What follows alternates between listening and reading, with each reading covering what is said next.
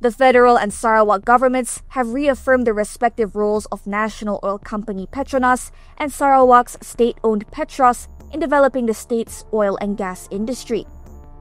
Alhamdulillah, kita telah dapat menyelesaikan masalah-masalah yang timbul dan hari ini ada joint declaration yang akan membawa persamaan dan pendekatan bersama di antara kerajaan Sarawak, khasnya Petronas dan Petros, untuk mengusahakan bersama kegiatan-kegiatan minyak dan gas untuk kepentingan negara dan juga mengikut lunas-lunas peruntukan yang ada di antara Undang-Undang Sarawak dan juga Undang-Undang Persekutuan.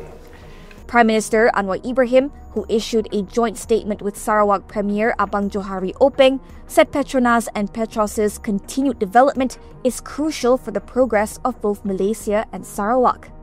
Perkara ini sebenarnya dari segi prinsip adalah lama disepakati. Seperti mana pernah saya runding dengan Premier Abang Jo tentang parameters yang jelas, menerima kenyataan PDA 74 dan juga DGO untuk Sarawak. Maknanya keadaan terkini menuntut kita menerima kenyataan bahawa Sarawak berkembang, lebih matang dan lebih punya keupayaan, termasuk mendirikan syarikat minyak negeri yang punya potensi besar. Peranan Petronas oleh itu tidak tergugat kerana dia meneruskan peranan dia, tetapi mengambil kira perkembangan baru dan kuasa yang diperuntukkan kepada negeri Sarawak dan peranan Petros.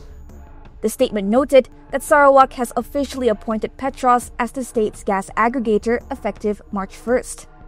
It also said Petronas and Petros will hold discussions to expand cooperation in meeting Sarawak's domestic gas needs, such as joint projects to supply up to 1.2 billion standard cubic feet per day of gas.